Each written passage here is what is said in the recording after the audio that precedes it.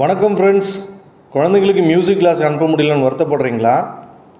கவலையே வேணாம். இனிமே நம்ம யூடியூப் சேனலில் ஃப்ரீயாக வீட்டில் இருந்தபடியே மியூசிக்கை கற்றுக்கலாம். அதுக்கு இந்த சேனலை சப்ஸ்கிரைப் பண்ணிக்கோங்க.